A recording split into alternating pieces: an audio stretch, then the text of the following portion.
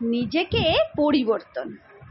একবার এক গ্রামে সমস্ত পুকুর, কুয়ো, জলাশয় সব শুকিয়ে গিয়েছিল এবং কোথাও কোনো জল ছিল না বৃষ্টি না হওয়ার জন্য।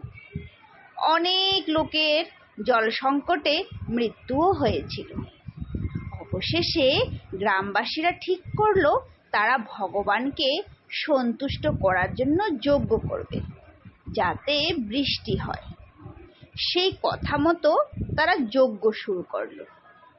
কিছুক্ষণ পর ভগবানের এক দূত প্রকট হলো এবং তিনি বললেন, গ্রামের শেষ প্রান্তে একটা শুকনো কুয়া আছে, যেখানে গিয়ে প্রত্যেক গ্রামবাসীকে 1 গ্লাস করে দুধ ঢালতে হবে এবং কুয়োর মধ্যে না দেখেই চলে আসতে হবে।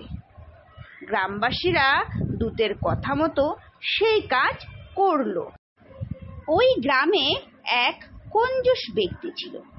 সে ভাবলো, সবাই তো দুধ ঢালছে, আমি যদি দুধের পরিবর্তে 1 গ্লাস জল ঢেলে দেই তাহলে কেউই বুঝতে পারবে না।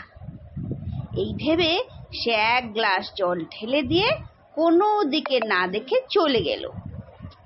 পরের দিন সকালে সবাই অপেক্ষা করছিল বৃষ্টির জন্য, কিন্তু বৃষ্টির কোনো দেখা ছিল না।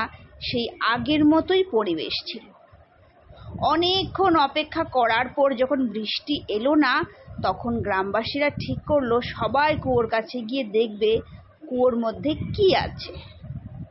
এরপর তারা সবাই কুয়োর কাছে গিয়ে দেখলো কুয়োর মধ্যে একটুও দুধ নেই, পুরোটাই জল। এবার সবাই ব্যাপারটা বুঝে গেল।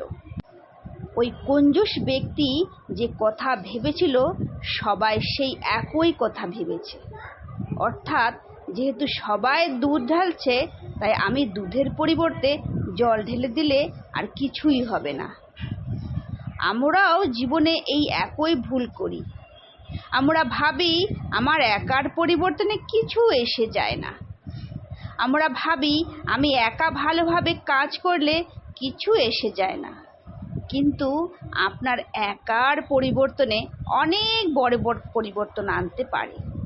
তাই আগে নিজেকে পরিবর্তন করুন, দেখবেন পুরো বিশ্ব ধীরে ধীরে পরিবর্তন হচ্ছে। নমস্কার।